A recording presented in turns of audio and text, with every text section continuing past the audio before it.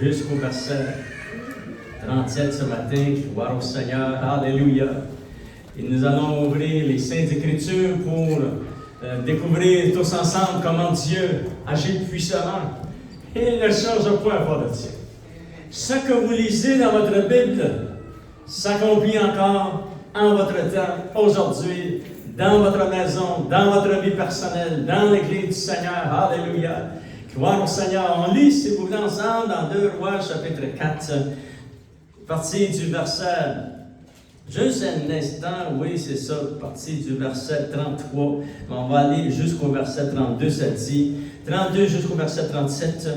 Lorsqu'Élisée arriva dans la maison, c'est-à-dire dans la maison de la maman, la Sunamite, son enfant était décédé et elle l'avait placé sur le lit où ce que le prophète de Dieu venait dans cette maison lorsqu'il faisait son ministère. Il descendait dans cette ville et puis c'était une place pour se reposer, mais aussi pour continuer à chercher la face de Dieu. Et ils avaient installé, fait une belle chambre pour le prophète de Dieu. L'enfant est mort cette journée-là. Et la maman a pris cet enfant et l'a mis sur le lit du prophète de Dieu. Et ça dit, lorsque Élisée arriva dans la maison, voici l'enfant était mort. Il était couché sur son lit. Élisée entra et ferma la porte sur les deux. Et il pria l'Éternel. Il monta et se coucha sur l'enfant. Il mit sa bouche sur sa bouche, ses yeux sur ses yeux, ses mains sur ses mains. Il s'étendit sur lui, et la chair de l'enfant réchauffa. Élisée s'éloigna, alla çà et là par la maison, puis remonta et s'étendit sur l'enfant. Et l'enfant éternua 7 fois. Et il ouvrit les yeux. Et le prophète de Dieu dit, son serviteur, Élisée appela Géasi, il dit, appelle cette Sunamite. Appelle la maman Géasi, il l'appela et elle vint vers Élisée, qui dit, prends ton fils. Elle alla, se jeta à ses pieds, et se prosterna contre terre. Et elle prit son fils. Gloire au Seigneur. Seigneur, nous voulons te remercier. La parole de Dieu nous dépasse, Seigneur. Les événements qui sont arrivés, mais Seigneur, nous savons que tu agis puissamment. Et Seigneur, je prie pour ton peuple ici au nom de Jésus de Nazareth. Seigneur, tu ne changes point. Tu es le même Dieu qui a ressuscité et donné la vie à cet enfant. Et tu es le même Dieu qui ressuscite nos situations. Tu es le même Dieu qui amène la guérison. Tu es le même Dieu qui change les situations. Alléluia. Et on t'en donne tout l'honneur. Jésus, la gloire et la puissance. Merci, Seigneur, que tu te révèles puissamment à nous. Au nom de Jésus, nous t'avons prié. Amen. Alléluia. Gloire au Seigneur. Enfant de Dieu, le titre de ce message, c'est que le prophète de Dieu, il entra. Vous savez que c'était sa chambre de prière. Amen. C'était devenu sa chambre de prière. Il entra, il ferma la porte. Et il pria l'Éternel son Dieu. Vous vous souvenez, verset semblable que Jésus a dit dans le Nouveau Testament, il a dit dans Matthieu chapitre 6, verset 6.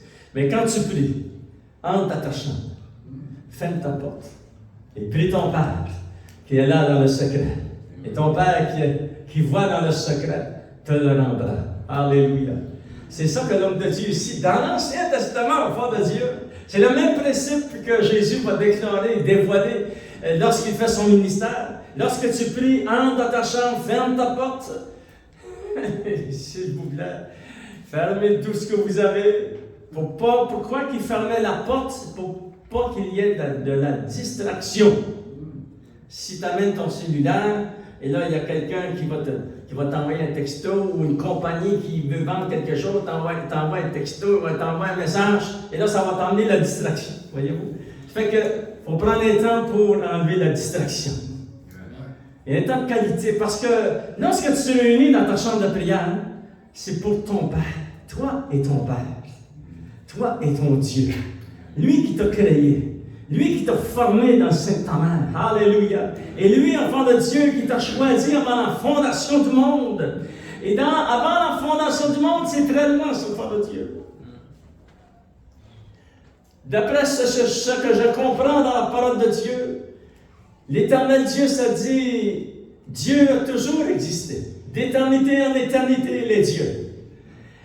Et nous avons été choisis dans une éternité à quelque part. Dieu, enfant de Dieu, était tout planifié.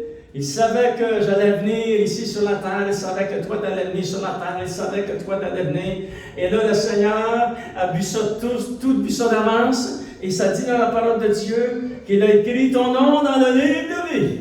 Wouh! Alléluia! Mais enfant de Dieu, c'est vraiment lorsque nous réalisons que l'homme n'était même pas créé. Avant la fondation du monde, et le Seigneur avait pensé à nous, et ça développe quoi ici dans notre cœur? Ça développe un grand respect pour Dieu. Il y a un engagement dans le fond de notre cœur pour dire, Seigneur, si tu as pensé à moi avant que je vienne ici, Seigneur. Et moi, enfant de Dieu, lorsque je calcule, je m'assois des fois, je calcule tout ça, je dis, wow! Il fallait que ma mère a eu 19 enfants. Et moi, j'étais le 18e. Mais il fallait qu'elle aille jusqu'au 19e. C'est beaucoup, ça, enfant de Dieu. Et un jour, je m'assois, j'étais assis avec ma chère maman, et puis, elle était dépassée elle-même d'avoir eu 19 enfants. Et là, j'ai dit, maman, mais je suis content que tu as continué. Parce que moi, je suis le 18e. Si tu avais eu arrêté avant, je ne serais pas ici. C'est vrai.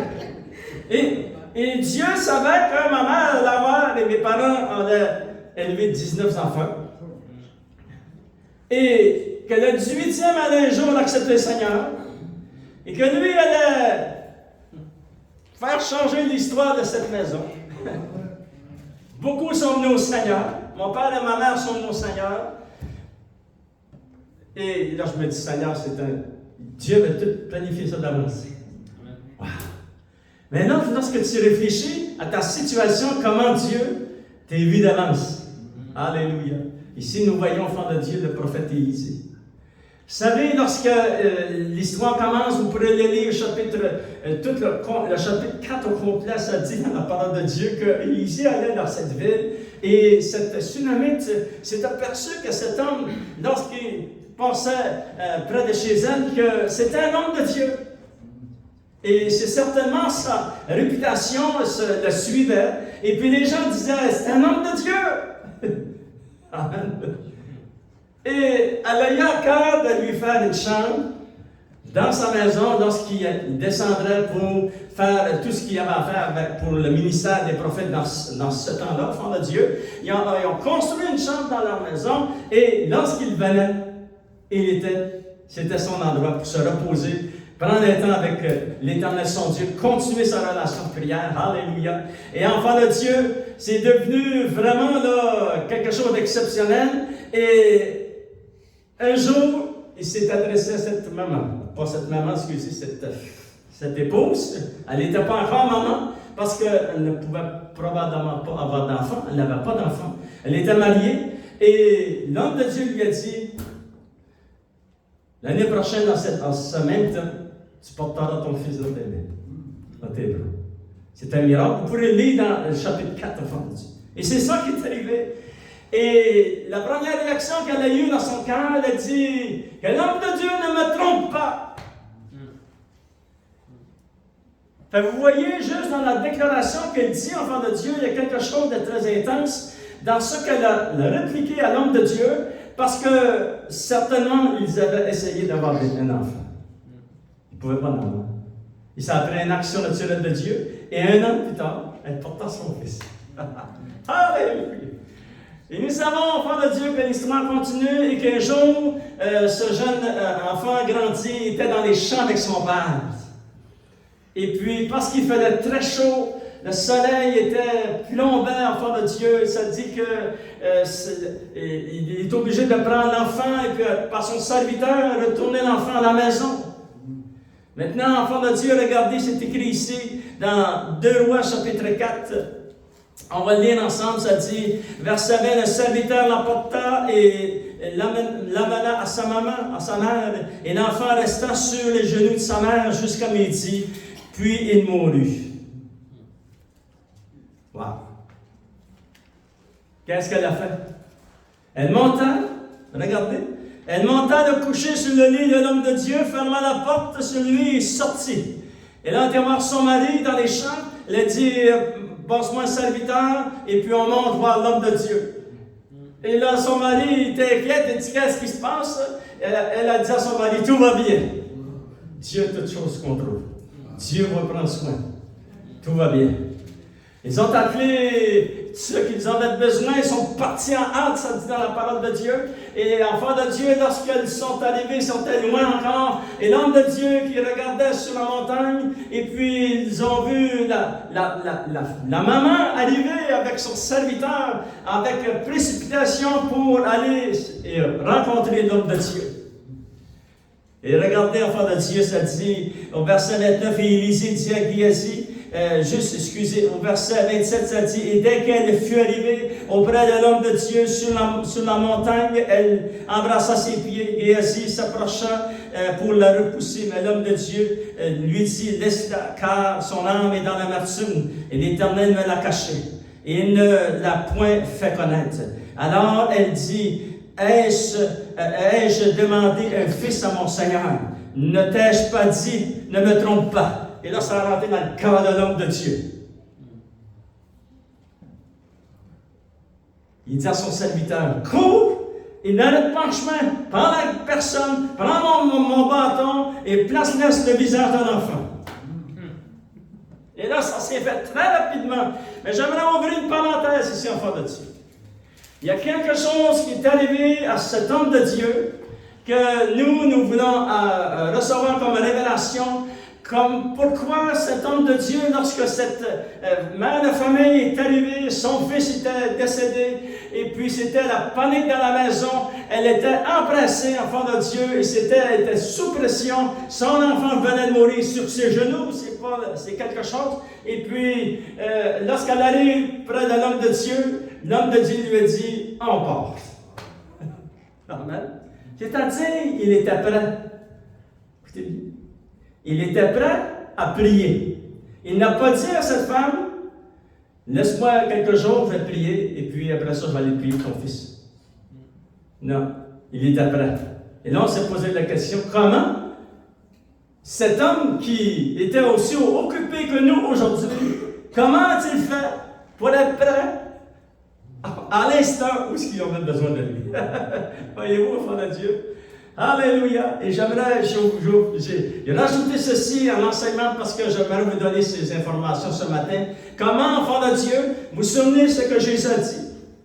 Il a dit, lorsque tu pries, entre dans ta chambre et prie, et ferme ta porte et prie ton Père qui est là dans le secret. Vous savez que dans la prière, il y a différentes étapes dans la prière.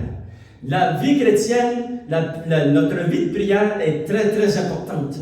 L'étape où ce que vous êtes rendu, c'est très important.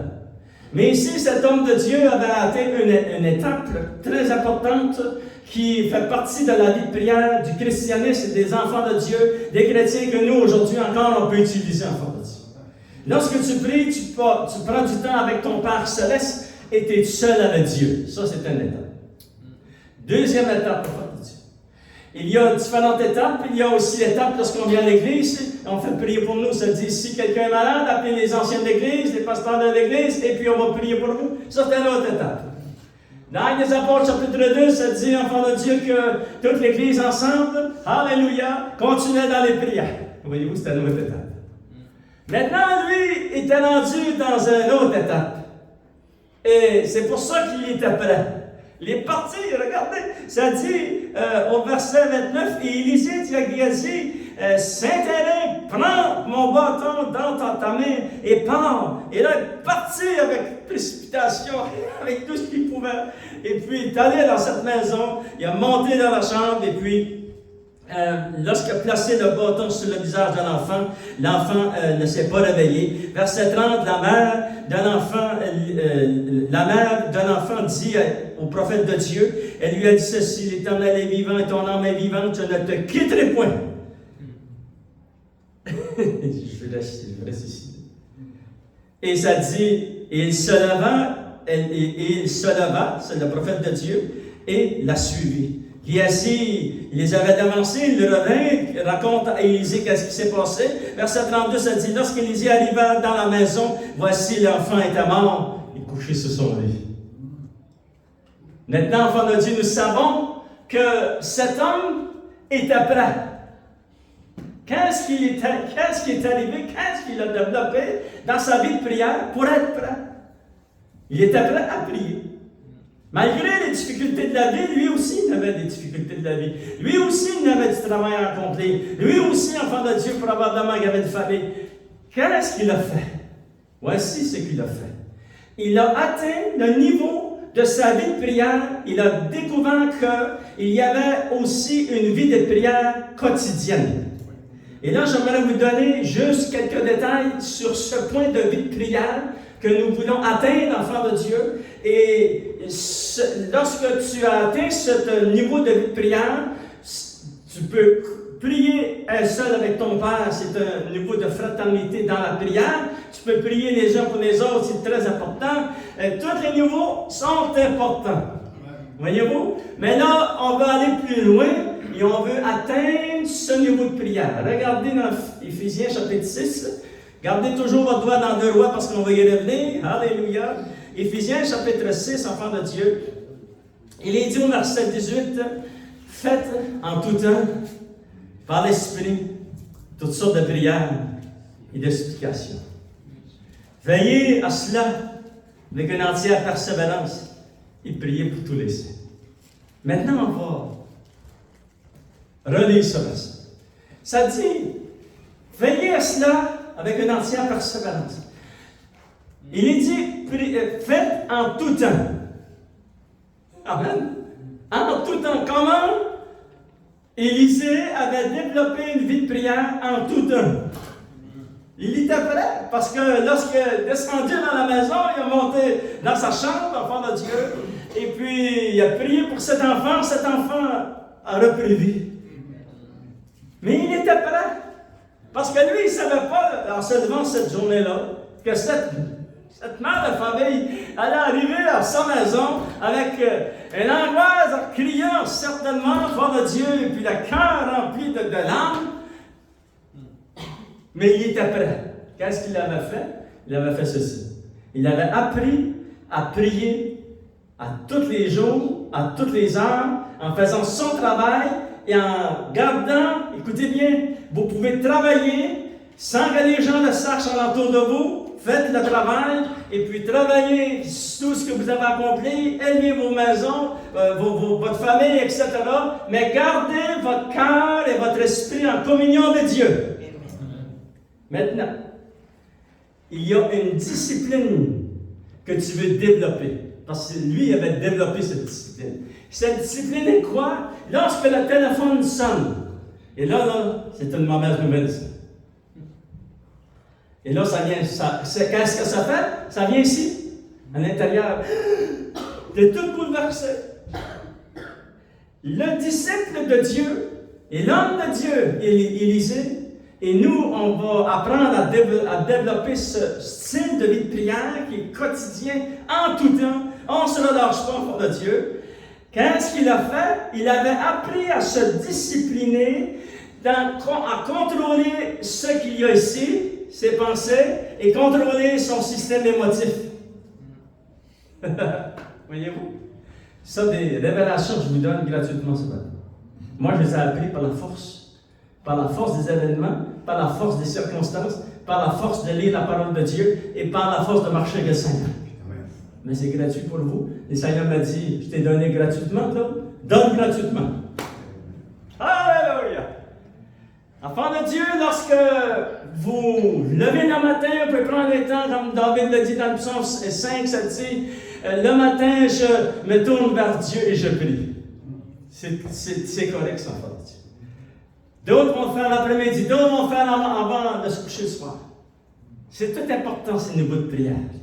Et celui-ci, c'est celui que tu gardes ton cœur et tes pensées continuellement dans le Seigneur, en faisant tout le travail qui est bien vers toi. Voyez-vous? Par le Dieu. Et lorsque Élisée avait appris ceci, mais lorsque les mauvaises nouvelles arrivent, et lorsque les situations de la vie arrivent, et puis aujourd'hui, là, ça arrive de partout. Wow, tu regardes juste ton téléphone intelligent.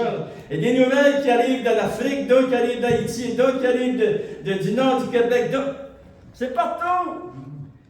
Mais nous, enfants de Dieu, on veut apprendre à discipliner nos pensées et notre cœur, nos émotions et retourner vers notre communication avec notre Père et notre Dieu.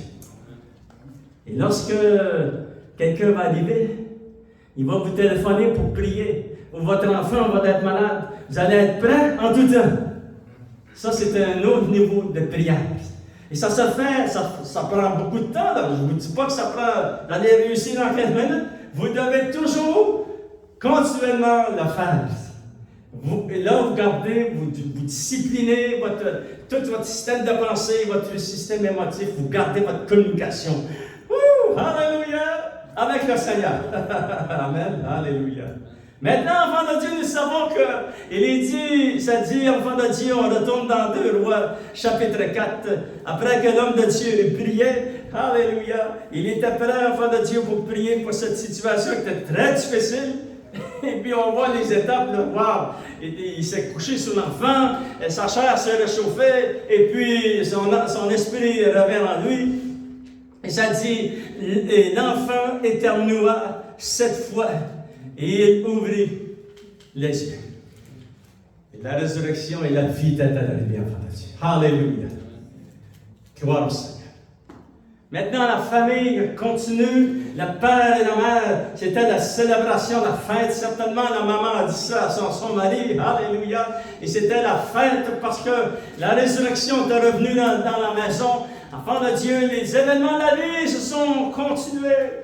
Et Hope est arrivé, enfant de Dieu, après quelques années.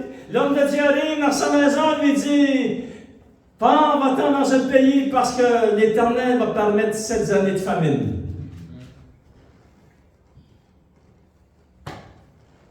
Et c'est ça qu'elle a fait. Regardez dans 2 Rois, chapitre 8, enfant de Dieu, on va lire quelques versets. Ça placé dans le contexte, ça dit, au verset 1, Élisée dit à la femme, donc il avait fait revivre le fils.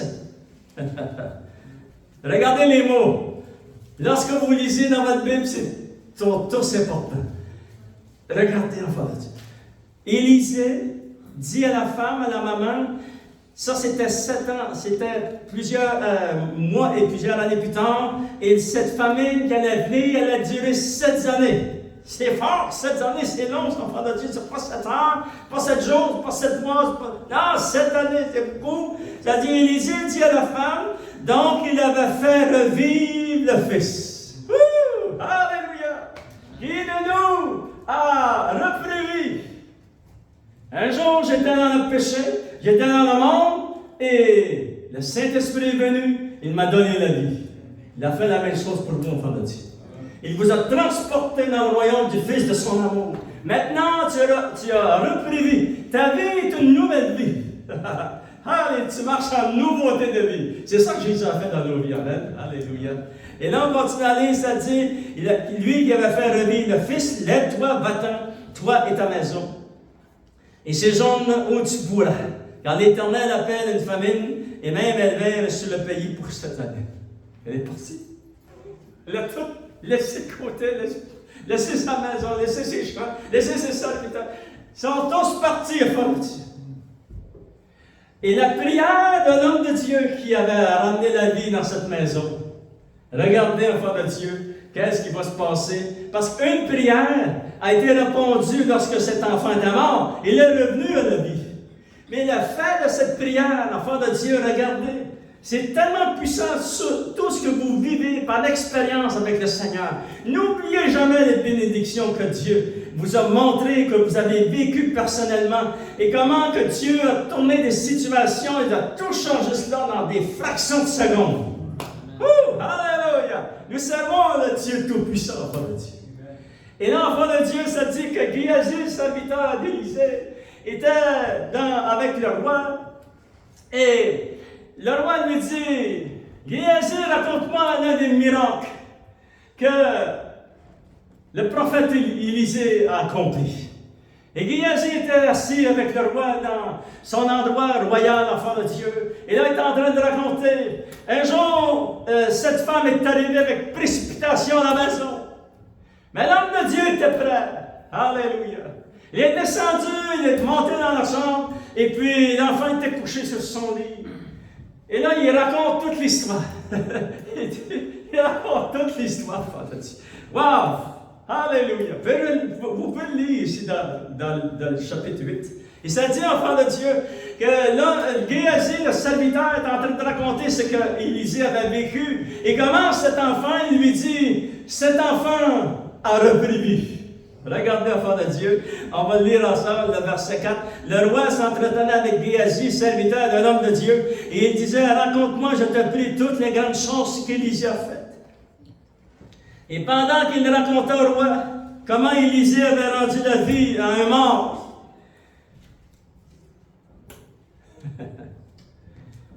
ce que l'on va découvrir ici, enfant de Dieu, il n'y a rien. Dieu, là, il veille sur vous, il veille sur moi, il veille sur son Église. Tout est timé. Le temps parfait de Dieu. Dieu regarde ses enfants, sur nos maisons, sur nos foyers, et continuez à prier, enfants de Dieu, pour vos enfants, vos petits-enfants. Ne vous relâchez pas. Vous voulez continuer à prier. Alléluia.